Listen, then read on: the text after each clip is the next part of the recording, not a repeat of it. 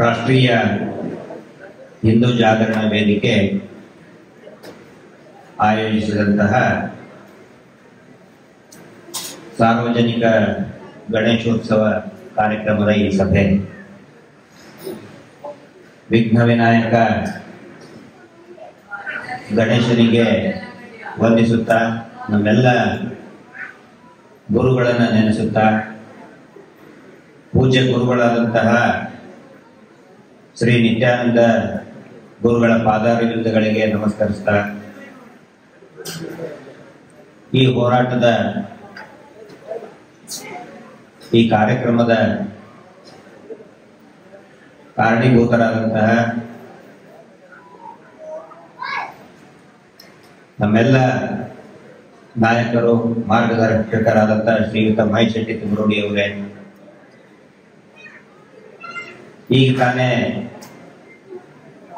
ನಮ್ಮೆಲ್ಲರನ್ನು ಉದ್ದೇಶಿಸಿ ತಮ್ಮ ಅಭಿಪ್ರಾಯವನ್ನು ಹಂಚಿಕೊಂಡಂತಹ ಮತ್ತು ತುಂಬಾ ಅದ್ಭುತವಾಗಿ ತಮ್ಮ ಗಾಯನದ ಕಲೆ ಮುಖಾಂತರ ನಮ್ಮೆಲ್ಲರಿಗೂ ಹುರಿದುಂಬಿಸಿದಂತಹ ಸುಮಾರನವರೇ, ನಮ್ಗೆ ಗೊತ್ತಿದ್ದಿದ್ದಿಲ್ಲ ಎಲ್ಲ ಶಾಸ್ತ್ರಿಗಳು ಬಹಳ ಮೇಧಾವಿಗಳು, ನಿಜವಾಗ್ಲೂ ನಾನು ಪುಣ್ಯ ಅನ್ಕೊಂಡಿದ್ದೀನಿ ಅಂತವ್ರ ಜೊತೆಗೆ ಇವತ್ತು ನಾವು ವೇದಿಕೆ ಹಂಚಿಕೊಳ್ತಾ ಇದ್ದೀವಿ. ಆನಂತರ ನನ್ನ ಈ ಕಾರ್ಯಕ್ರಮಕ್ಕೆ ಮುಖ್ಯ ಅತಿಥಿಗಳನ್ನಾಗಿ ಮಹೇಶ್ ಶೆಟ್ಟರು ಯಾಕೆ ಮಾಡಿದ್ರು ಗೊತ್ತಿಲ್ಲ. ಯಾಕಂತಂದ್ರೆ ತುಂಬಾ ಅದ್ಭುತವಾದಂತಹ ಹಿರಿಯ ವ್ಯಕ್ತಿಗಳು ಹಿಂದೆ ಅನೇಕ ಗಣೇಶೋತ್ಸವ ಸಂದರ್ಭದಲ್ಲಿ ಸಗಣಕ ಪ್ರಭಾಕರ ಭಟ್ರು, ಇನ್ನು ಬೇರೆ ಬೇರೆ ಮಹನೀಯರು ಅಧ್ಯಕ್ಷರಾಗಿದ್ರು. ಆದರೆ ಅಂಥವರೆಲ್ಲರ ಮುಂದೆ ನಾನು ಬಹಳ ಸಣ್ಣ ವ್ಯಕ್ತಿ.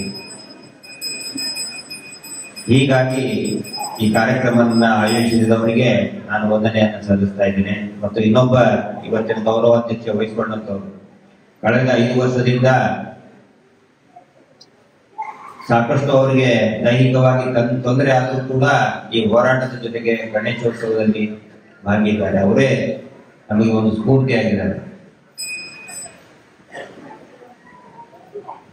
ಇಲ್ಲಿ ನಡೆದಂತಹ ಎಲ್ಲ ಸದ್ಭಕ್ತರಿಗೆ ನಮಸ್ಕರಿಸ್ತಾ,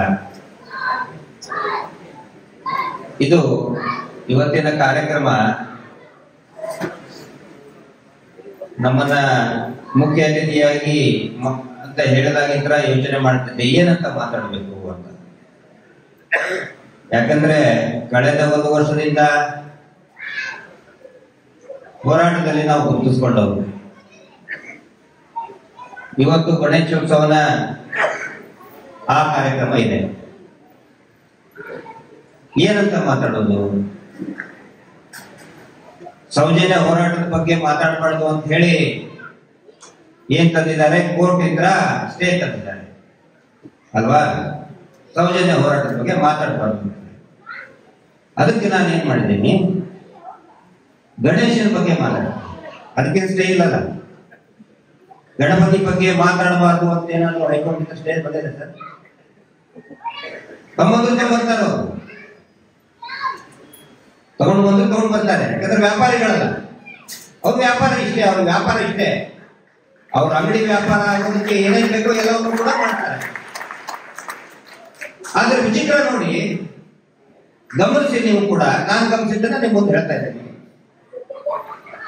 ನಮಗೆ ಹೇಳ್ತಾರೆ ಸೌಜನ್ಯ ಬಗ್ಗೆ ಮಾತಾಡಬಾರ್ದು, ಹೆಸರು ತೆಗಿಬಾರ್ದು ಅಂತ ಹೇಳ್ತಾರೆ. ನಮಗಂದು ಹೇಳ್ತಾನೆ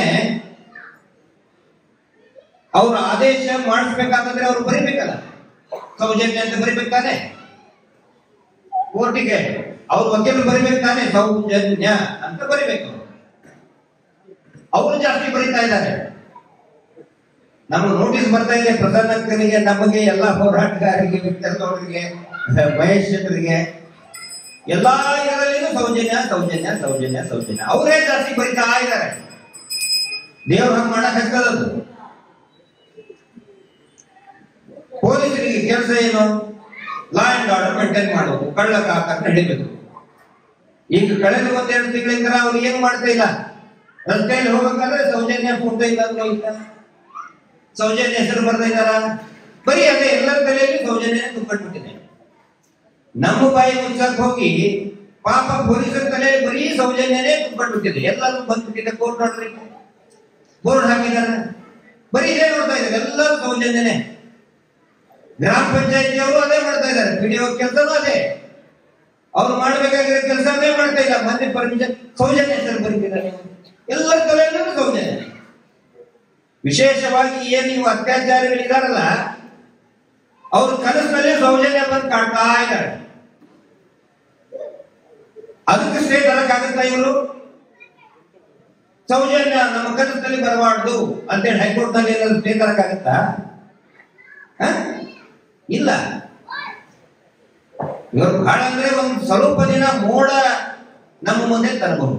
ಸ್ವಲ್ಪ ದಿನ ಮೋಡ, ಸೂರ್ಯನ ಮುಂದೆ ಮೋಡ ಇರ್ತದೆ. ಸ್ವಲ್ಪ ದಿನದಲ್ಲಿ ಕೂಡ ಆ ಮೋಡನು ಕೂಡ ಹೋಗ್ತದೆ. ಪ್ರಕ್ರಿಯೆ ಶುರು ಇದೆ ನಮ್ಮ ಕಡೆ ಎಲ್ಲ.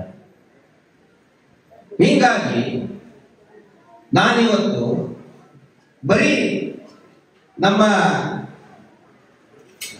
ದೇವರಾದಂತಹ ಗಣಪತಿ ವಿಘ್ನ ವಿನಾಯಕನಲ್ಲಿ ಬರೀ ಒಂದಿಷ್ಟು ಕೇಳ್ಕೊತಾ ಇದ್ದೀನಿ. ವಿದ್ಯಾ ಬುದ್ಧಿ ಕೊಡು ಅಂತ ಹೇಳಿ ಒಂದಿಷ್ಟು ಜನರಿಗೆ, ನಮಗೆ ಯಾರ್ಯಾರು ವಿದ್ಯಾ ಬುದ್ಧಿ ಕೊಡಪ್ಪ ಗಣಪತಿ ಅಂತ ಹೇಳಿದ್ರೆ,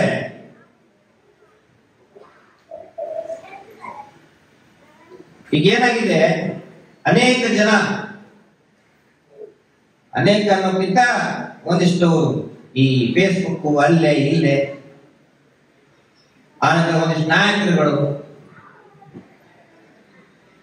ಹಿಂದೂ ನಾಯಕರು ಅಂತ ಹೇಳಿ ಯಾರು ಓಟ್ ತಗೊಂಡಿದ್ದಾರೆ ಅವ್ರಿಗೆ ಸ್ವಲ್ಪ ಬುದ್ಧಿ ಕೊಡು. ಯಾಕಂತ ಹೇಳಿದ್ರೆ, ಈ ಧರ್ಮಸ್ಥಳ ಅನ್ನೋದು ನಾವು ಎಲ್ಲರೂ ತಿಳ್ಕೊಂಡಿದ್ದೇನೋ ನಮ್ಮ ಹಿಂದೂಗಳ ದೇವಸ್ಥಾನ. ಹೌದು, ಮಂಜುನಾಥ ಸ್ವಾಮಿ. ಬೇರೆ ಧರ್ಮದವರು ನಡ್ಕೋತಾರೆ, ನಾನು ನೋಡಿದ್ದೇನೆ. ಮುಸಲ್ಮಾನರು ಕೂಡ ನಡ್ಕೋತಾರೆ, ಕ್ರಿಶ್ಚಿಯನ್ರು ಕೂಡ ನಡ್ಕೋತಾರೆ, ನೆನೆಸ್ಕೋತಾರೆ. ಆದ್ರೆ ಏನು ದೇವಸ್ಥಾನವನ್ನ ನಡೆಸ್ತಾ ಇದ್ದಾರಲ್ಲ, ಅವರು ಅದನ್ನ ಇದು ಹಿಂದೂಗಳಿಗೆ ಇಲ್ಲಿ ಪೂಜೆ ಮಾಡುವಂತಹ ಅಧಿಕಾರನೇ ಇಲ್ಲ, ಇದು ಹಿಂದೂಗಳ ಧಾರ್ಮಿಕ ಕ್ಷೇತ್ರವೇ ಅಲ್ಲ ಅಂತ ಬರೆದು ಕೊಟ್ಟಿದ್ದಾರಲ್ಲ. ಸುಪ್ರೀಂ ಕೋರ್ಟ್ ಅಲ್ಲಿ, ಹೈಕೋರ್ಟ್ ನಲ್ಲಿ ಅಂತವರ ಹಿಂಬಾಲಕರಾಗಿ ಈ ರಾಜಕೀಯ ನಾಯಕರು ಓಡಾಡ್ತಾ ಅವ್ರನ್ನ ಪ್ರಶ್ನೆ ಮಾಡೋದನ್ನು ಬಿಟ್ಟು ಅವ್ರಿಗೆ ಜೈಕಾರ ಹಾಕ್ತಾ ಇದ್ದಾರಲ್ಲ ಇಲ್ಲಿಯ ರಾಜಕೀಯ ಹಿಂದೂ ಲೀಡರ್ ಅಂತ ಹೇಳಿ, ಅವ್ರಿಗೆ ಸ್ವಲ್ಪ ಬುದ್ಧಿ ಕೊಡಪ್ಪ ಗಜಾನನ ಅಂತ ನಾನು ಕೇಳ್ಕೊಳ್ತೇನೆ. ನನಗೆ ಮುಂಚೆ ನಾನು ಇಲ್ಲಿ ಭಾರತೀಯ ಜನತಾ ಪಕ್ಷದಲ್ಲಿ ಸಂಘಟನೆ ಆಗಲಿ ಸಂಘದಲ್ಲಿ ನಾನು ಕೆಲಸ ಮಾಡಬೇಕಾದ್ರೆ ಮಂಗಳೂರಿನ ಹಿಂದುತ್ವದ ಬಗ್ಗೆ ಬಹಳ ಹೆಮ್ಮೆ ಇತ್ತು ನನಗೆ. ನಾವು ಎಲ್ಲಾ ಕಡೆ ಹೇಳ್ತಿದ್ವಿ ಉತ್ತರ ಕರ್ನಾಟಕದಲ್ಲಿ ಹಿಂದುತ್ವ ಅಂತ ಹೇಳಿದ್ರೆ ಕರಾವಳಿಯಲ್ಲಿ ನೋಡಿ ಕಲೀರಿ ಅಂತ ನಾವು ಹೇಳ್ತೇವೆ. ಎಂತ ಉಗ್ರ ಹಿಂದುತ್ವ, ಎಷ್ಟ ಸ್ವಾಭಿಮಾನ. ಆದ್ರೆ ನನಗೆ ಇಲ್ಲಿ ಕಳೆದ 1 ವರ್ಷ ಬಂದ ಮೇಲೆ ನನಗೆ ಇಲ್ಲಿ ಹಿಂದೂ ಅಂತ ಹೇಳಿ ಓಟ್ ಹಾಕಿಸ್ಕೊಂಡು ಅವ್ರು ನಡ್ಕೊಳ್ತಾ ಇರುವಂತ ರೀತಿ ನೋಡಿದ್ರೆ ನನಗೆ ನಿಜವಾಗ್ಲೂ ಬೇಸಿಗೆ ಅನಿಸ್ತದೆ. ಅಕ್ಷರಶಃ ಹಿಂದುತ್ವವನ್ನು ವ್ಯಾಪಾರ ಮಾಡಿಬಿಟ್ಟಿದ್ದಾರೆ. ಕಾರ್ಕಳದಲ್ಲಿ ಮೊನ್ನೆ ಒಂದು ಅತ್ಯಾಚಾರ ಘಟನೆ, ಆ ಹೆಸರಿನಲ್ಲಿ, ಆ ಅತ್ಯಾಚಾರ ಆರೋಪಿಗಳ ಹೆಸರಿನಲ್ಲಿ ಅಬ್ದುಲ್ ಲತೀಫ್ ಏನೇನೋ ಇತ್ತು. ಅವಾಗ ಭಯಂಕರ ಹೋರಾಟ ಮಾಡಿದ್ರು, ಸಿಕ್ಕಾಪಟ್ಟೆ ಹೋರಾಟ, ಡ್ರಗ್ ಪೆಡ್ಲರ್ ಅದು ಇದು ಭಯಂಕರ ಮಾಡಿದ್ರು. ಆದ್ರೆ ಆ ಭಾಷಣ ಮಾಡಿ, ಬೆಳಿಗ್ಗೆ ಭಾಷಣ ಮಾಡಿದ್ರು, ಸಾಯಂಕಾಲ ಅವ್ರ ಪಕ್ಕದಲ್ಲೇ ಇದ್ದಂತವ್ರು ಅಭಯ ಅಂತ ಹೇಳಿ, ಅಭಯ ಅಂತ ಹೆಸರು ಯಾವಾಗ ಬಂತು ಅವಾಗ ತುಟಿ ಪಿಟಕ್ಕಂದಿಲ್ಲ. ಅಂತ ನಾಯಕರಿಗೆ ಸ್ವಲ್ಪ ಬುದ್ಧಿ ಕೊಡಪ್ಪ ಅಂತ ಕೇಳ್ತಾರೆ. ಮಾಧ್ಯಮದವರು ಇಸ್ರೇಲ್ನಲ್ಲಿ ಅಷ್ಟು ಹೆಣಗಳ ಬೀಳ್ತಾ ಇದೆ, ಅಮಾಯಕರ ಹೆಣಗಳ ಬೀಳ್ತಾ ಇದೆ. ಬಾಂಗ್ಲಾದೇಶದಲ್ಲಿ ಹಿಂದೂಗಳ ಮೇಲೆ ಅಷ್ಟೊಂದು ದೌರ್ಜನ್ಯ ಆಗ್ತಾ ಇದೆ. ದರ್ಶನ್ ವಿಚಾರ, ದರ್ಶನ್ ಜೈಲಿನಲ್ಲಿ ಇದ್ದ, ಸಿಗರೆಟ್ ಸೇರ್ತಾ ಇದ್ದ, ಕಾಫಿ ಕುಡಿತಾ ಇದ್ದ, ಬರೀ ಅದೇ. ಇಲ್ಲಿ ಮಾವುತನ ಜೋಡಿ ಕೊಲೆ ಪ್ರಕರಣದಲ್ಲಿ ಹೈಕೋರ್ಟ್ ಆದೇಶ ಮಾಡ್ತದೆ, ಅದನ್ನ ಮರು ತನಿಖೆಗೆ ಬೇಕಾದಂತಹ ಎಲ್ಲಾ ವರದಿಗಳನ್ನ ಕೊಡಿ ಅಂತ ಆದೇಶ ಮಾಡಿದಾಗ ಯಾವ ದೊಡ್ಡ ದೊಡ್ಡ ಮಾಧ್ಯಮಗಳು ಪಿಟಕ್ತಲ್ಲ, ಸುಮ್ಮನೆ ಕೂತ್ಬಿಡ್ತಾರೆ. ಅಂತಹ ಮಾಧ್ಯಮಗಳಿಗೆ ಸ್ವಲ್ಪ ಬುದ್ಧಿ ಕೊಡುವ ವಿಷಯ. ಸೌಜನ್ಯ ಪ್ರಕರಣದಲ್ಲಿ ಮೊನ್ನೆ ಆದೇಶ ಆಯಿತು. ಒಂದೇ ಒಂದು ಪತ್ರಿಕೆಯಲ್ಲಿ ನೀವು ನೋಡಿದ್ರೆ, ಅದನ್ನ ಒಂದೇ ಒಂದು ದೊಡ್ಡ ಪತ್ರಿಕೆಯಲ್ಲಿ ಸಣ್ಣ ಸಣ್ಣ ಪತ್ರಿಕೆಗಳು ಪ್ರಚಾರ ಮಾಡಿ ವರದಿ ಮಾಡಿ. ಹೈಕೋರ್ಟ್, ಈ ರಾಜ್ಯದ ಹೈಕೋರ್ಟ್ ಒಂದು ಇಡೀ ದೇಶದ ಗಮನ ಸೆಳೆದಂತಹ ಪ್ರಕರಣದ ಬಗ್ಗೆ ತನ್ನ ಜಡ್ಜ್ಮೆಂಟ್ ಅನ್ನು ಕೊಡ್ತದೆ. ಒಬ್ಬ ಮಾಧ್ಯಮದವರು ಅದನ್ನ ವಿಶ್ಲೇಷಣೆ ಮಾಡುವುದಿಲ್ಲ, ಪ್ಯಾನಲ್ ಡಿಸ್ಕಷನ್ ಮಾಡುವುದಿಲ್ಲ. ಯಾಕೆ? ದೊಡ್ಡವರು ಅವರೇ ಒಪ್ಕೋತಾ ಇರಲ್ಲ. ಮತ್ತೆ ಯಾರು ಒಪ್ಕೊಂಡಾಗಾಯ್ತು? ಇವ್ರು ಇಲ್ಲ ಅಂತ ಹೇಳಿದ್ರೆ ದೊಡ್ಡವ್ರು ಸಂಬಂಧಪಟ್ಟಿದ್ದು ಅಂತ ಯಾಕೆ ಹೇಳ್ತಾರೆ? ಹೌದಾ? ಅಂತಹ ಮಾಧ್ಯಮಗಳಿಗೆ ಗಣೇಶ ಬುದ್ಧಿ ಕೊಡ್ಲಿ ಅಂತ ಹೇಳ್ತಾರೆ. ನ್ಯಾಯಾಂಗ ವ್ಯವಸ್ಥೆ ಯಾವ ರೀತಿಯಾಗಿದೆ ಅಂತ ಹೇಳಿದ್ರೆ, ಮಂಜುನಾಥ ಸ್ವಾಮಿ ಮತ್ತು ಅಣ್ಣಪ್ಪ ಸ್ವಾಮಿ ನ್ಯಾಯ ದೇವತೆ ಅಂತ ಒಂದೊಂದು ಧಾರ್ಮಿಕ ಕ್ಷೇತ್ರಗಳು ಒಂದೊಂದು ಕಾರಣಕ್ಕೆ ಹೆಸರುವಾಸಿಯಾಗಿರುತ್ತೆ. ತಿರುಪತಿ ತಿಮ್ಮಪ್ಪ ಭಕ್ತರು ಅಂದ್ರೆ ಆರ್ಥಿಕವಾಗಿ ಮುಂದೆ ಬರಬೇಕು ಅಂತ ಹೇಳಿ ಅಲ್ಲಿ ಹೋಗ್ತಾರೆ. ವೈಷ್ಣೋದೇವಿಗೆ ಹೋಗ್ತಾರೆ, ಸಂಕಷ್ಟಗಳನ್ನೆಲ್ಲ ನಿವಾರಣೆ ಮಾಡುವ ಅಂತ ಹೇಳಿ ವೈಷ್ಣೋದೇವಿಗೆ ಹೋಗ್ತಾರೆ. ಅಮರನಾಥ್ ಯಾತ್ರೆಗೆ ಹೋಗ್ತಾರೆ, ಶಕ್ತಿಯನ್ನು ಕೊಡು, ಜೀವನದಲ್ಲಿ ನಮಗೆ ಪರಿವರ್ತನೆ ಆಗ್ಬೇಕಂತ ಹೇಳಿದ್ರೆ ಅಮರನಾಥ್ ಯಾತ್ರೆಗೆ ಹೋಗ್ಬೇಕಂತೆ. ನಾನು 3 ಸಾರಿ ಹೋಗಿ ಬಂದಿದ್ದೆ, ಜೀವನದಲ್ಲಿ ಪರಿವರ್ತನೆ ಆಗ್ಬೇಕು. ಅದೇ ರೀತಿ ಮಂಜುನಾಥ ಸ್ವಾಮಿ ವಿಶೇಷತೆ ಅಂತ ಹೇಳಿದ್ರೆ, ಅಣ್ಣಪ್ಪ ಸ್ವಾಮಿ ವಿಶೇಷತೆ ಅಂತ ಹೇಳಿದ್ರೆ, ಅದು ನ್ಯಾಯ ಇಡೀ ದೇಶದಲ್ಲಿ, ಇಡೀ ಜಗತ್ತಿನಲ್ಲಿ. ಹೀಗಾಗಿ ಅಲ್ಲಿ ನ್ಯಾಯಾಧೀಶರು ಜಾಸ್ತಿ ಬರ್ತಾರೆ. ನ್ಯಾಯಾಂಗ ವ್ಯವಸ್ಥೆಯಲ್ಲಿ ಇರುವಂತಹ ಅಧಿಕಾರಿಗಳು, ಪ್ರಾಸಿಕ್ಯೂಟರ್ ಇರ್ಬೋದು, ಅಡ್ವೊಕೇಟ್ ಇರ್ಬೋದು, ಜಡ್ಜಸ್ ಗಳಿರ್ಬೋದು, ಯಾಕೆ ಬರ್ತಾರೆ ಅಂತ ಹೇಳಿದ್ರೆ, ನಮ್ಮ ಕರಿಯರ್ ಚೆನ್ನಾಗಾಗ್ಲಿ, ಪ್ರಮೋಷನ್ ಸಿಗಲಿ ಅಥವಾ ಯಾವುದೇ ಅಡೆತಡೆಗಳು ಬರಬಾರ್ದು ಅಂತ ಹೇಳಿ ಅಲ್ಲಿ ಬರ್ತಾರೆ. ಮಂಜುನಾಥ ಸ್ವಾಮಿಯ ದರ್ಶನಕ್ಕೆ ಬರ್ತಾರೆ. ಹಂಗೆ ಬಂದು ಹೋದ್ರೆ ಏನ್ ಲಾಭ? ಬಂಗಲೆ ಕರೆಸ್ಕೊಳ್ಳೋದು, ಅವ್ರನ್ನ ಬೀಡಿನ ಬಂಗಲೆ ಕರೆಸಿ ರೆಡ್ ಕಾರ್ಪೆಟ್ ಹಾಸಿ ಅವರಿಗೆ ವಿಶೇಷ ಸನ್ಮಾನ. ಸಣ್ಣ ಮಟ್ಟದ ಜಡ್ಜ್ ಇದ್ರೆ ಬೆಳ್ಳಿ ಕಾಯಿನ್, ಹೈಕೋರ್ಟ್ ಸುಪ್ರೀಂ ಕೋರ್ಟ್ ಇದ್ರೆ ಬಂಗಾರದ ಕಾಯಿನ್, ದೊಡ್ಡ ದೊಡ್ಡ ಜಸ್ಟಿಸ್ ಇದ್ರೆ ಅನೇಕರ ಸಲಾಮು. ಹಂಗ ಮಾಡಿ ಒಳಗಡೆ ಕರೆಸಿ ಫೋಟೋ ತೆಗಿಸಿ ಸನ್ಮಾನ ಮಾಡಿ ಆದ್ಮೇಲೆ ಏನ್ ಮಾಡ್ತಾರೆ? ಒಂದು ಚೀಟಿ ಬರೆದುಕೊಳ್ಳೋದು ಅವರಿಗೆ. ನೋಡಿ, ಇಂಥ ಒಂದು ಪ್ರಕರಣ ನಮಗೆ ಸಂಬಂಧಪಟ್ಟಂತದ್ದು ಇದೆ, ದಯವಿಟ್ಟು ಇದನ್ನ ನಿವಾರಿಸಿಕೊಡಬೇಕು. ಇದನ್ನ ನೀವು ಮಂಜುನಾಥ ಸ್ವಾಮಿ ಸೇವೆ ಅಂತ ತಿಳ್ಕೊಂಡು ಮಾಡಿ ಅಂತ ಹೇಳ್ಬಿಡ್ತಾರೆ. ಮಹೇಶ್ ಶೆಟ್ಟಿ ತಿಮ್ಮರೋಡಿ ಅವರ ಜಾಗಕ್ಕೆ ಸಂಬಂಧಪಟ್ಟಂತೆ ಒಂದು ಪ್ರಕರಣ ಇದೆ. ಪರಮಭೋಗ ಜಾಗ ಇದ್ರು ಕೂಡ ಅದನ್ನ ತಕರಾರಿನಲ್ಲೇ ಇಡಬೇಕು, ಇದನ್ನ ಮಂಜುನಾಥನ ಸೇವೆ ಅಂತ ಹೇಳ್ಬಿಟ್ಟು ಬರ್ತಾರೆ. ಮುಗಿತಾರೆ. ಮಹೇಶ್ ಶೆಟ್ಟಿ ತಿಮ್ಮರೋಡಿಗೆ ಗಲ್ಲಿಗೇರಿಸ್ತೀನಿ ಅಂತ ಹೇಳಿ ಅಂತ ಹೇಳ್ತಾರೆ. ಆ ಜಡ್ಜ್ ಅಲ್ಲಿ ಹೋಗಿ ಅದೇ ಹೇಳೋದು. ಒಬ್ಬ ಅತ್ಯಾಚಾರದ ವಿರುದ್ಧ ಹೋರಾಟ ಮಾಡ್ತಾ ಇರುವಂತ ಹೋರಾಟಗಾರನಿಗೆ ಜಡ್ಜ್ ಸಾಹೇಬ್ ಹೇಳ್ತಾರೆ, ನಿನ್ನನ್ನ ಗಲ್ಲಿಗೇರಿಸ್ತೇನೆ ಅಂತ ಹೇಳಿ. ಅಂತ ಜಡ್ಜ್ಗಳಿಗೆ ಸ್ವಲ್ಪ ಬುದ್ಧಿ ಕೊಡಪ್ಪ ಗಣೇಶ ಅಂತ ಇವತ್ತು ನಾನು ಹೇಳ್ತೀನಿ. ಸಂಪೂರ್ಣ ವ್ಯಾಪಾರ ಮಾಡಿಬಿಟ್ಟಿದ್ದಾರೆ. ದೇವಸ್ಥಾನ ಅಂತ ಹೇಳಿದ್ರೆ, ಧರ್ಮಸ್ಥಳ ದೇವಸ್ಥಾನ ಅಂತ ಹೇಳಿದ್ರೆ ಸಂಪೂರ್ಣವಾಗಿ ಇವತ್ತು ಇಡೀ ಜಗತ್ತಿನಲ್ಲಿ ಎಲ್ಲಾ ಧರ್ಮಗಳ ದೇಗುಲ ಇದೆ, ಚರ್ಚ್ ಇದೆ, ಮಸೀದಿ ಇದೆ, ಗುರುದ್ವಾರ ಇದೆ, ದೇವಸ್ಥಾನಗಳಿದೆ. ಆದರೆ ಶ್ರೀ ಕ್ಷೇತ್ರ ಧರ್ಮಸ್ಥಳವನ್ನ ವ್ಯಾಪಾರ ಮಾಡಿದಷ್ಟು ಬಹುಶಃ ಯಾವ ದೇವಸ್ಥಾನಗಳು ಕೂಡ ವ್ಯಾಪಾರ ಆಗಿಲ್ಲ. ಎಲ್ಲಿ ನೋಡಿದ್ರೆ ಬರೀ ಬಡ್ಡಿ ದಂಧೆ. ದುಡ್ಡು ವಸೂಲಿ ಮಾಡ್ಬೇಕಂತ ಹೇಳಿದ್ರೆ ಮಂಜುನಾಥ ಸ್ವಾಮಿ ಫೋಟೋ ಇಟ್ಬಿಡು, ನೀವು ದುಡ್ಡು ಕೊಡೋದು ಬಡ್ಡಿ ವಸೂಲಿ, ವಾರ ಬಡ್ಡಿ. ಇವ್ರು ಏನ್ ಮಾಡಿದ್ರು, ಈಗ ದೇವಸ್ಥಾನ ಇದೆ, ಜನರನ್ನ ಕಂಟ್ರೋಲ್ ಅಂತ ಹೋಗ್ಬೇಕಲ್ಲ, ಏನ್ ಮಾಡ್ಬೇಕು ಅದಕ್ಕೆ? ಜನಗಳು ಯಾವಾಗ ಬರ್ತಾರೆ? ಸಾಲದ ಆಸೆ ತೋರಿಸಿದ್ರು. ಹಾಗೆ ಹೀಗೆ ಈ ಬೆಲ್ಲ ಸಕ್ಕರೆ ತೋರಿಸಿದ್ರೆ ಇರುವೆಗಳು ಒಂದಾಗಿ ಬರ್ತಾವಲ್ಲ, ಹಳ್ಳಿಗಳಲ್ಲಿ ಈ ಸಾಲದ ದಂಧೆ ಸ್ಟಾರ್ಟ್ ಮಾಡಿ, ಸಾಲ ಕೊಟ್ಟ ಮೇಲೆ ವಸೂಲಿ ಮಾಡೋದು ದೊಡ್ಡ ಚಿಂತೆ. ಅದಕ್ಕೆ ಏನ್ ಮಾಡಬೇಕು? ಮಂಜುನಾಥ ಸ್ವಾಮಿಯನ್ನು ತೋರಿಸ್ಬೇಕು. ನೀವು ಕೊಳ್ಳಿಲ್ಲದ್ರೆ ಮಂಜುನಾಥ ಸ್ವಾಮಿ ಸಿಟ್ಟಾಗ್ತಾನೆ. ಅದೊಂದು ವ್ಯಾಪಾರ, ಅಲ್ಲಿಯೂ ಕೂಡ ದೇವರ ವ್ಯಾಪಾರಕ್ಕೆ.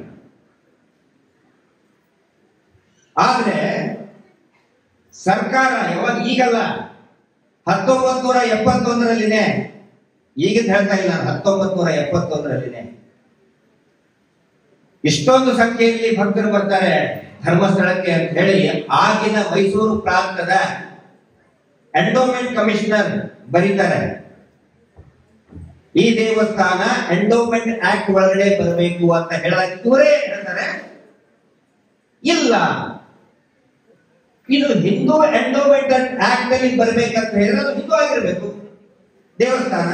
ಆದ್ರೆ ಹಿಂದೂಗಳಂತೆ ಅಲ್ಲ, ನಾವು ಜೈನರು, ನಮ್ಮ ಪೂರ್ವಜರ ಆಸ್ತಿಯಲ್ಲಿನೇ ದೇವಸ್ಥಾನ ಇದೆ, ಹೀಗಾಗಿ ಅದು ದೇವಸ್ಥಾನನೇ ಅಲ್ಲ, ಅದು ನಮ್ಮ ಸ್ವಂತ ಇನ್ಸ್ಟಿಟ್ಯೂಷನ್. ಹಿಂದೂಗಳಿಗೆ ಪೂಜೆ ಮಾಡುವಂತಹ ಅಧಿಕಾರನೇ ಇಲ್ಲ ಅಂತ ಬರೀತಾರೆ ಅವರು. ಹೇಳಲ್ಲ, ಹೆಂಗ್ ಬರೀತಾರೆ? ಅಫಿಡವಿಟ್ ಮಾಡ್ತಾರೆ. ಇದು ಯಾವಾಗ ಹೇಳ್ತಾರೆ ಹೇಳಿ? ಇದು ಹಿಂದೂಗಳಿಗೆ ನೀವು ಅಂದ್ರೆ ಹಿಂದೂಗಳ ಆಕ್ಟ್ ಅಲ್ಲಿ ಬರಲಿ ಅಂತ ಹೇಳಿದ್ರೆ ಹಿಂದೂಗಳದ್ದಲ್ಲ ಅಂತ ಹೇಳ್ತಾರೆ. ಆದ್ರೆ ಇಲ್ಲಿ ಆಗ್ತಾ ಇರುವಂತಹ ಅತ್ಯಾಚಾರ ಕೊಲೆಗಳ ಬಗ್ಗೆ ನೀವು ಉತ್ತರ ಕೊಡಿ ಅಂತ ಹೇಳಿದ್ರೆ ಹಿಂದೂ ದೇವಸ್ಥಾನಕ್ಕೆ ನೀವು ಅಪಪ್ರಚಾರ ಮಾಡ್ತೀರಿ ಅಂತ ಹೇಳಿ ಮಹೇಶ್ ಶೆಟ್ಟರಿಗೂ ಕೊಡ್ತಾರೆ, ನಮಗೂ ಕೊಡ್ತಾರೆ, ಪ್ರಸನ್ನ ಅಕ್ಕಗೆ, ತಮ್ಮಣ್ಣ ಶೆಟ್ಟರಿಗೆ, ಜಯಂತ್ ಅವ್ರಿಗೆ, ಗಾಣಿಗರಿಗೆ, ದಿನೇಶ್, ಎಲ್ಲರಿಗೂ ಕೊಡ್ತಾರೆ. ಎಲ್ಲಾ ಹೋರಾಟಗಾರರಿಗೂ, ನಾಗರಿಕ ಸೇವಾ ಟ್ರಸ್ಟ್ ಅವ್ರಿಗೂ ಕೊಡ್ತಾರೆ. ವ್ಯಾಪಾರ ತಾನೇ ಇದು. ಹಿಂದೂ ದೇವಸ್ಥಾನದ ಸ್ಪಷ್ಟ ವ್ಯಾಪಾರ. ಬಹುಶಃ ಹಿಂದೂ ದೇವರನ್ನ ಇಟ್ಕೊಂಡು ಇಷ್ಟೊಂದು ಕೊಲೆ ನಡೆದಿದ್ದಂತಹದ್ದು ಎಲ್ಲೂ ಇಲ್ಲ. ಆದ್ರೂ ಕೂಡ ಯಾವುದೇ ಹಿಂದೂ ನಾಯಕ ಅಂದ್ರೆ ಓಟ್ ಹಾಕಿಸ್ಕೊಂಡಂತವ್ರು ಒಬ್ಬರು ಧ್ವನಿ ಎತ್ತಾ ಇಲ್ಲ. ಅವರಿಗೆ ಸ್ವಲ್ಪ ಬುದ್ಧಿ ಕೊಡುವಂತ ಕೂಡ ಪೊಲೀಸರು ಕೋರ್ಟ್ ಆರ್ಡರ್ ಇದೆ ಅಂತ ಹೇಳಿದ್ರೆ ತಕ್ಷಣ ಹೊಡ್ಬಿಡ್ತಾರೆ ಮಹೇಶ್ ಶೆಟ್ಟರ್ ಹಿಂದೆ, ನೀವು ಮಾತಾಡಬಾರ್ದು ನೋಡಿ ಕೋರ್ಟ್ ಆರ್ಡರ್ ಇದೆ ಅಂತ. ನಿನ್ನಿಂದ ಮೊನ್ನೆ ಸಾಯಂಕಾಲ 7 ಜನ ಮಹಿಳಾ ಭಕ್ತರು ಧರ್ಮಸ್ಥಳಕ್ಕೆ ದರ್ಶನಕ್ಕೆ ಬರ್ತಾರೆ. ಅವರು ಸ್ನಾನ ಮಾಡಿ ಬಟ್ಟೆ ಚೇಂಜ್ ಮಾಡ್ಕೋಬೇಕಾದ್ರೆ ಅಲ್ಲಿದ್ದಂತಹ ಮಾಹಿತಿ ಕೇಂದ್ರದ ಕಚೇರಿಯ ಸಿಬ್ಬಂದಿ ಫುಲ್ ಕುಡಿದು ಬರ್ತಾನೆ.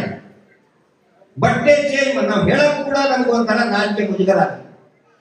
ಅದನ್ನ ನೋಡ್ತಾ ನಿಂತ್ಕೋತಾರೆ ಕದ್ದು ಮುಚ್ಚಿ ಬಾತ್ರೂಮ್ನಲ್ಲಿ. ಚಿಕ್ಕ ಮಕ್ಕಳು ಇರ್ತಾರೆ, ಹೆಣ್ಮಕ್ಳು ಭಯ ಬಿಟ್ಕೊಳ್ತಾರೆ, ರೂಮಿಗೆ ಹೋಗ್ತಾರೆ.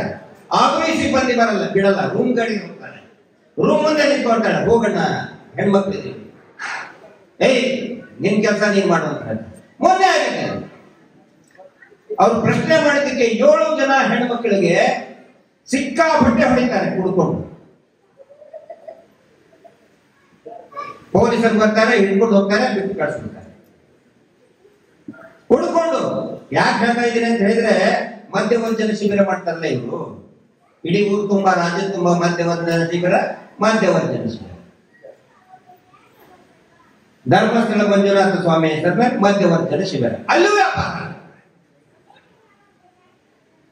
ಅವರದೇ ಕ್ಷೇತ್ರ ಅಂತ ಹೇಳ್ಕೊಳ್ಳೋರು, ಅವರದೇ ದೇವಸ್ಥಾನದ ಮಾಹಿತಿ ಕಚೇರಿಯ ಸಿಬ್ಬಂದಿ 3 ಜನ ಸಿಬ್ಬಂದಿ ಕುಡಿದು ಮದ್ಯ ವ್ಯಸನಿಯಾಗಿ ಹೆಣ್ಣು ಮಕ್ಕಳ ಮೇಲೆ ದೌರ್ಜನ್ಯ ಮಾಡ್ತಾರೆ. ಅವರಿಗೆ ಬುದ್ಧಿ ಹೇಳುವಂತ ಯೋಗ್ಯತೆ ಇಲ್ಲ ಇವರಿಗೆ. ಹೊರಗಡೆ ಹೋಗಿ ಮದ್ಯವರ್ಜನ ಶಿಬಿರ ಅಂತ ಬಿಟ್ಟಿ ಪ್ರಚಾರ ತಗೊಳ್ತಾರೆ.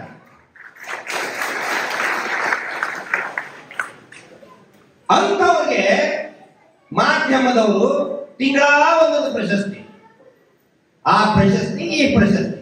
ಅಂತ ಮಾಧ್ಯಮದವರಿಗೆ ಗಜಾನನ ಸ್ವರೂಪ ಆದರೂ 1 ಗ್ರಾಮ್ ಅಂತ ಆದರೂ ಸ್ವಲ್ಪ ಬುದ್ಧಿ ಕೊಡುವಂತ ನಾನು ನೋಡಿ. ಹೋರಾಟ ಎಲ್ಲಿವರೆಗೆ ಬಂತು? ಮೊನ್ನೆ ಹೈಕೋರ್ಟ್ ನಲ್ಲಿ ಸಾಕಷ್ಟು ಜನ ನಮ್ಗೆ ಟೀಕೆ ಮಾಡಿದ್ರು. ಏನಂತ ಹೇಳಿದ್ರೆ, ನಿಮ್ಮ ಹತ್ರ ಸಾಕ್ಷಿ ಇದೆ ಅಂತ ಹೇಳಿದ್ರಿ, ಎಲ್ಲಿದೆ, ನೀವು ಯಾಕೆ ಕೊಡ್ಲಿಲ್ಲ ಕೋರ್ಟಿಗೆ ಕೇಳ್ತಾ ಇದ್ದಾರೆ. ಅದಕ್ಕೆ ನಾನು ಉತ್ತರ ಹೇಳಬೇಕು. ಆ ಸಾಕ್ಷಿಗಳನ್ನ, ಕೆಲವೊಂದಿಷ್ಟು ಸಾಕ್ಷಿಗಳನ್ನ ಪರಿಗಣನೆ ಮಾಡಿದ್ದಕ್ಕೆ ಸಂತೋಷರಾವ್ ಇವತ್ತು ನಿರಪರಾಧಿ ಅಂತ ಖುಲಾಸೆ ಆದ. ಮತ್ತೆ ಇನ್ನೂ ಒಂದಿಷ್ಟು ಸಾಕ್ಷಿಗಳು ಯಾಕೆ ಹೇಳಿಲ್ಲ? ನಾನು ಒಂದು ಉದಾಹರಣೆ ಕೊಡ್ತೀನಿ, ಸಣ್ಣ ಉದಾಹರಣೆ, ಬೇರೆ ತಿಳ್ಕೊಳ್ಳೋ ಅವಶ್ಯಕತೆ ಇಲ್ಲ. ನಾವು ಕೋರ್ಟ್ ಅಲ್ಲಿ ಹೇಳಿದೀವಿ ಅಂತ ತಿಳ್ಕೊಳ್ಳಿ. ಒಬ್ರು ನೋಡಿದ್ದಾರೆ, ಘಟನೆಯನ್ನ ಒಬ್ರು ನೋಡಿದ್ದಾರೆ. ಉದಾಹರಣೆಗೆ ಬೋಳಂಗಡಿಯವರು ನೋಡಿದ್ದಾರೆ ಅಂತ ಅನ್ಕೊಳ್ಳಿ. ಬೋಳಂಗಡಿಯವರು ಕಣ್ಣಾರೆ ನೋಡ್ಬಿಟ್ಟಿದ್ದಾರೆ ಅಂತ ನಮ್ಮ ವಕೀಲರು ಹೇಳ್ತಾರೆ ಅಂತ ತಿಳ್ಕೊಳ್ಳಿ. ಅವಾಗ ಏನಾಗುತ್ತೆ ಹೇಳಿ? ಮರುದಿನ ನೇತ್ರಾವತಿಯಲ್ಲಿ ಆ ಪಾಪ ಅಮಾಯಕ ಬೋಳಂಗಡಿಯವರು ಹೆಣ ಬೀಳ್ತೋ ಇಲ್ಲ? ಪಾಪ ಅಮಾಯಕರು ಬೀಳ್ತೋ ಇಲ್ಲ? ಅವಾಗ ಏನಾಗುತ್ತೆ? ಪತ್ರಕರ್ತರು ನಮ್ಗೆ ಕೇಳ್ತಾರೆ, ಮಟ್ಟಣ್ಣವರು ನಿಮ್ಮಿಂದ ಒಬ್ಬ ಖ್ಯಾತ ಪತ್ರಕರ್ತರ ಕೊಲೆ ಆಯಿತು, ಈ ರಾಜ್ಯಕ್ಕೆ ಭರಿಸಲಾಗದಂತಹ ನಷ್ಟ ಆಯಿತು ಅಂತ ನಮ್ಗೆ ಕೇಳ್ತಾರೆ. ಹೀಗಾಗಿ ನಾವು ಈ ಕೋರ್ಟ್ ಅಲ್ಲಿ ಬೇಕಾದ್ರೆ ನೋಡಿದೀವಿ, ಯಾರ್ಯಾರು ಸಾಕ್ಷಿ ಅಂತ ಹೇಳ್ತಾರೆ ಎಲ್ಲರೂ ಕೂಡ ಹತ್ಯೆ ಆಗಿ ಹೋಗ್ತೀವಿ. ಪಾಪ ಗೋಳಂಗಡಿಯವರು ಹೆಣ ನೇತ್ರಾವತಿ ನದಿಯಲ್ಲೋ ಅಥವಾ ಬಾವಿ ಒಳಗಡೆನೋ, ಯಾರು ವಾರ್ಷಾಚಾರ್ತಿ ಹೆಣ ಬಾವಿಯಲ್ಲಿ ಸಿಕ್ತು, ರವಿ ಪೂಜಾರಿ ಹೆಣ ಸ್ನಾನಘಟ್ಟದ ಆಫೀಸರ್ ಸಿಕ್ತು. ಪಾಪ ಇವತ್ತು ನಮ್ಗೆ ಆಗ್ಬಿಟ್ಟಿದ್ರೆ ನಾಳೆ ನಮಗ್ ತಾನೇ ಆರೋಪ ಬರೋದು. ಒಬ್ಬ ಖ್ಯಾತ ಪತ್ರ ನಿಮ್ಮಿಂದ ಇದ್ದಂಗಾಗಿ. ಹಂಗಾಗಿ ನಾವು ಸುಮ್ಮನೆ ಇದ್ದೀವಿ. ಮರು ತನಿಖೆ ಆದ್ಮೇಲೆ ಎಲ್ಲವನ್ನೂ ಕೂಡ ಕೊಡ್ತೇವೆ ನಾವು. ಮೊದಲು ಅದು ಆಗ್ಲಿಲ್ಲ. ನಾವು ಏನೇ ಸಾಕ್ಷಿ ಕೊಟ್ಟರು ಕೂಡ ತುಂಬಿದ ಕೋರ್ಟ್ ಅಲ್ಲಿ ಹೇಳಬೇಕು, ಅಥವಾ ನಾವು ಲಿಖಿತವಾಗಿ ಬರೆದು ಕೊಟ್ಟರು ಕೂಡ ಅಪೋಸಿಟ್ ಲಾಯರ್ ಗೊತ್ತಾಗೇ ಆಗ್ತದೆ. ಅದೇ ಸಾಕ್ಷಿಯನ್ನ ನಾಶ ಮಾಡ್ತಾರೆ. ಅದರ ಸಲುವಾಗಿ ನಾವು ಕಾಯ್ತಾ ಇದೀವಿ. ಮರು ತನಿಖೆ ಆಗುತ್ತೆ. ಮರು ತನಿಖೆ ಆದಾಗ ಏನೇನ್ ಕೊಡ್ಬೇಕು ಎಲ್ಲವನ್ನು ಕೂಡ ಕೊಡ್ತೇವೆ. ಇನ್ನು ಸುಮಾರು ಜನ ನಮ್ಮ ಸ್ನೇಹಿತರು ಬಹಳ ಆಕ್ರೋಶಗಳು ಕೇಳ್ತಾರೆ. ಅಂದ್ರೆ ಹೋರಾಟದಲ್ಲಿ ಅಣ್ಣ ನಮ್ಗೆ ಬಹಳ ನಮ್ಗೆ ತಡ್ಕೊಳಕ್ ಆಗ್ತಿಲ್ಲ, ಏನಾದ್ರೂ ಮಾಡ್ಬಿಡ್ಬೇಕು ಅವ್ರನ್ನ ಅಂತ ಹೇಳಿ. ಏನಾದ್ರೂ ಮಾಡ್ಬಿಡ್ಬೇಕು ಅವ್ರನ್ನ. ರಾತ್ರಿ ಆದ್ಮೇಲೆ ಇಂಥ ಮೆಸೇಜ್ಗಳು ಬಹಳ ಬರ್ತವೆ. ಸಂತೋಷರಾವ್ ನಿರಪರಾಧಿ ಅಂದ್ರೆ ಅವರೇ ಮಾಡಿರ್ತಾರೆ, ನಮ್ಗೆ ಮುಂಚಿತನ ಗೊತ್ತಿದೆ. ಮನೆಯೂ ಕೂಡ ಒಬ್ರು ಹಾಕಿದ್ರು, ಎಷ್ಟು ಅರ್ಥಗರ್ಭಿತವಾಗಿ ಹೇಳಿದ್ರು ಅಂತ ಹೇಳಿದ್ರೆ. ರವಿ ಪೂಜಾರಿ ನನ್ನ ಹತ್ರ ಬಂದಿದ್ದ, ಮಾತಾಡ್ತಾ ಇದ್ದ, ಇವ್ರು ಏನೇನ್ ಮಾಡಿದ್ದಾರೆ, ಸಂಜು ಏನೇನ್ ಮಾಡಿದ್ದಾರೆ ನಾನು ಹೇಳ್ತಾ ಇದ್ದೀನಿ ಅಂತ ಹೇಳ್ತಾ ಇದ್ದ. ಅದಾಗಿ ಒಂದು 4 ದಿನಕ್ಕೆ ಅನುಮಾನಾಸ್ಪದವಾಗಿ ರವಿ ಪೂಜಾರಿ ಸಿಕ್ಕಿದ. ಹೀಗಾಗಿ ಅಣ್ಣ ಅವರೇ ಮಾಡಿದ್ದಾರೆ, ಏನಾದ್ರು ಮಾಡಿದ್ರು ಅಂತ ಒಂದು ಮಾತು ಹೇಳಕ್ಕೆ. ಈ ಕಾನೂನು ನ್ಯಾಯ ಅಂತ ಹೇಳಿದ್ರೆ ಒಬ್ಬೊಬ್ಬರು ಒಂದೊಂದು ರೀತಿ ತಗೊಳ್ತಾರೆ ಕಾನೂನು ಅಂತ ಹೇಳಿದ್ರೆ. ಮಂಗಳೂರು ಈ ಕರಾವಳಿ ಭಾಗದಲ್ಲಿ ಕಾನೂನಿಗೆ ಬಹಳ ಬೆಲೆ ಕೊಡ್ತಾರೆ ಜನ, ಬಹಳ ಲಾ ಮೈಂಡೆಡ್. ಏನೇ ಆದ್ರೂ ಕಾನೂನು. ಕಳೆದ ಸಾರಿ ನಾನು ಸಭೆಗೆ ಬರ್ಬೇಕಾದ್ರೆ ಬಸ್ಸಿಗೆ ಬಂದ್ರೆ ರಾತ್ರಿ ಬಿಟ್ಟು ಬೆಳಿಗ್ಗೆ 4:00 ಬಂದು ಮಂಗಳೂರು KSRTC ಬಸ್ ಸ್ಟ್ಯಾಂಡಿಗೆ. ನಾನು ಸ್ವಲ್ಪ ಹೊತ್ತಿಗೆ ನಾನು ಹೇಳಿದೆ ಬರ್ತಾ ಇದ್ದೀನಿ, ಉಪ್ಪಿನಂಗಡಿ BC ರೋಡ್ ಇದ್ದಾಗ ಹೇಳಿದೆ ಇನ್ನೊಂದು ಅರ್ಧ ಗಂಟೆ ಬರ್ತದೆ ಮಂಗಳೂರು. ಒಬ್ರು ವ್ಯವಸ್ಥೆ ಮಾಡಿದ್ರು ನಮ್ಮ ಸ್ನೇಹಿತರು ನನ್ನ ರಿಸೀವ್ ಮಾಡ್ಕೊಳಕ್ಕೆ ಬರೋರಿದ್ರು. ಅವರು ಬಂದಿದ್ರು ಬಸ್ ಸ್ಟ್ಯಾಂಡಿಗೆ. ನನ್ನ ಬಸ್ ಮಂಗಳೂರಿಗೆ 4:45 ಬಂತು, ಬೆಳಗಿನ ಜಾವ. ನಾನು ಹೇಳಿದೆ ಬಸ್ಗೆ ಸ್ಟೇಷನ್ಗೆ ಬಂದ್ಬಿಡು, ಬಸ್ ಸ್ಟ್ಯಾಂಡ್ ಅಲ್ಲಿ ಬಂತು ಬನ್ನಿ ಅಂತ. ಅವ್ರು ಹೇಳಿದ್ರು ಆಯ್ತು ನಾವು ಇಲ್ಲೇ ಇದ್ದೇವೆ ಅಂತ. ಬಸ್ ಕೆಳಗೆ ನೋಡ್ತೀನಿ ಯಾರು ಇಲ್ಲ. ನಾನು ಮತ್ತೆ ಫೋನ್ ಮಾಡಿದೆ, ನಾನು ಬಸ್ ಸ್ಟ್ಯಾಂಡ್ ಅಲ್ಲೇ ಇದ್ದೀನಿ, ನೀವೇ ನಾವು ಪಾರ್ಕಿಂಗ್ ನಲ್ಲಿ ಇರೋದು ಅಂತ. ಅರೆ ಇಲ್ಲಿ ಬನ್ನಿ, ಬಸ್ ಸ್ಟ್ಯಾಂಡ್ ಒಳಗಡೆ ಬನ್ನಿ, ಬಸ್ ಪಕ್ಕದಲ್ಲೇ ಇದ್ದೀನಿ. ಇಲ್ಲ ಇಲ್ಲ ಇಲ್ಲ, ನಾವು ಪಾರ್ಕಿಂಗ್ ನಲ್ಲೇ ಇರೋದು.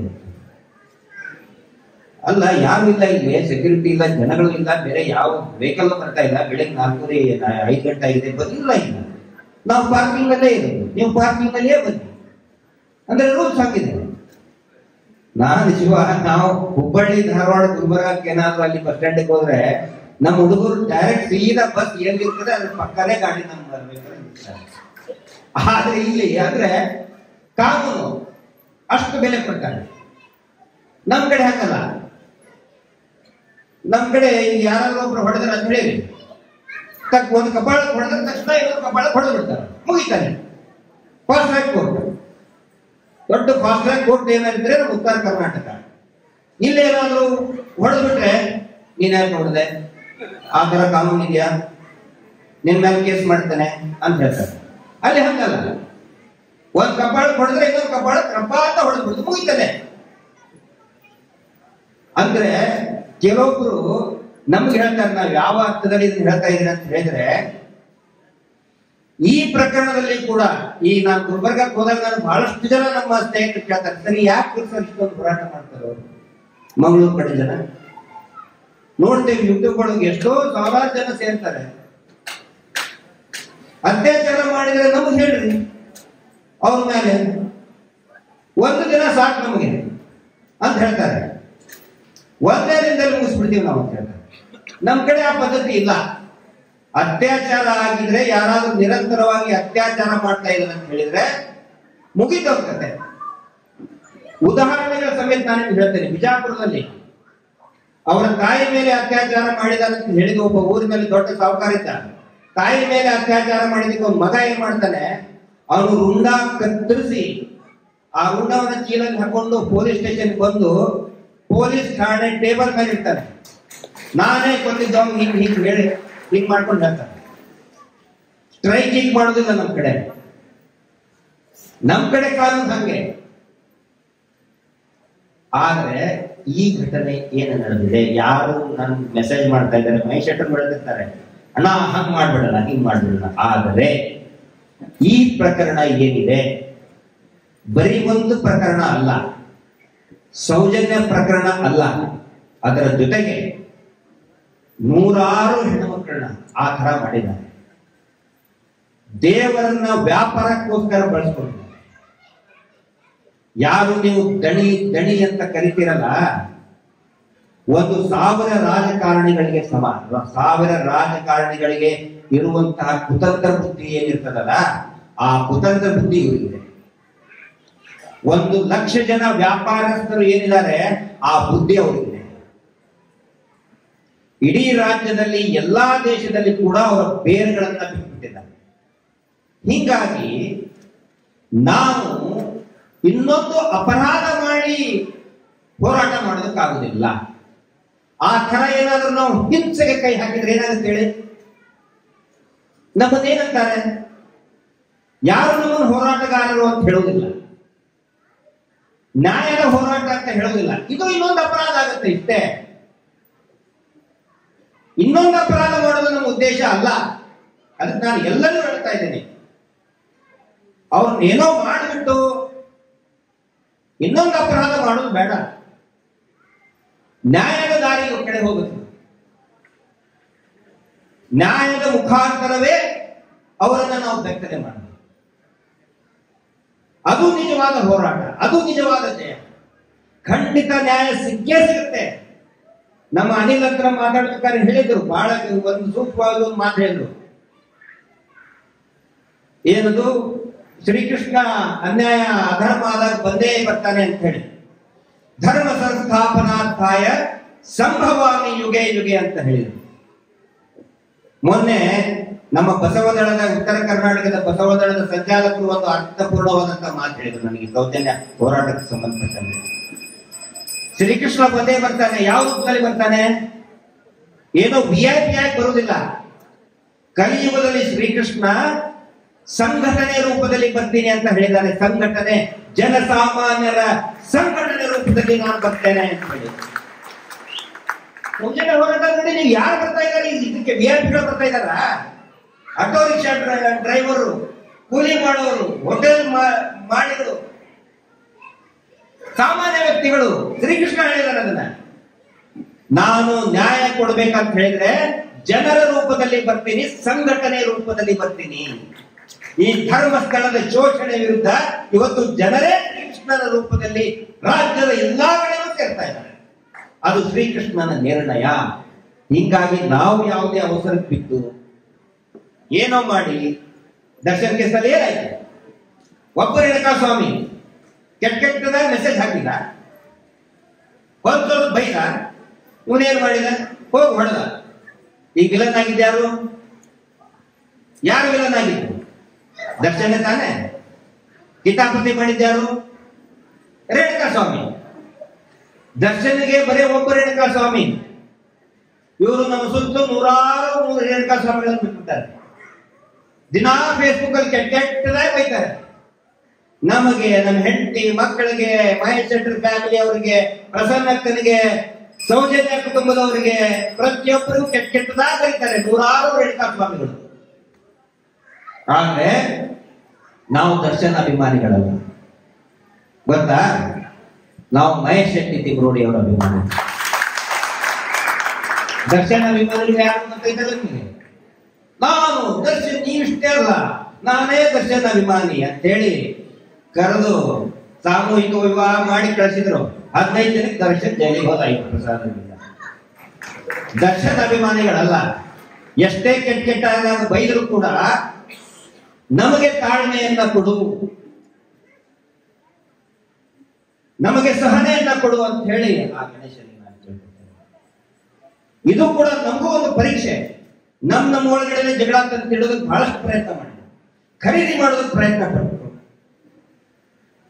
ನಮ್ಮ ತಾಳ್ಮೆಗಿಡದಕ್ಕೆ ಈಗಲೂ ಪ್ರಯತ್ನ ಮಾಡ್ತಾ ಇದ್ದಾರೆ. ಆದ್ರೆ ನಾವು ತಾಳ್ಮೆಗಿಡದನೆ ಮಹೇಶ್ ಶೆಟ್ಟಿ ತಿಮ್ರೋಡಿ ಅವರ ಮಾರ್ಗದರ್ಶನದಲ್ಲಿ ಹೋರಾಟ, ನ್ಯಾಯದ ಕಡೆ ಇದನ್ನ ತೆಗೆದುಕೊಂಡು ಹೋಗುವ ಅಂತ ಹೇಳಿ ತಮ್ಮೆಲ್ಲರ ಪರವಾಗಿ ಆ ಗಣೇಶನಿಗೆ ನಾನು ವಿನಂತಿಯನ್ನು ಮಾಡ್ತೇನೆ.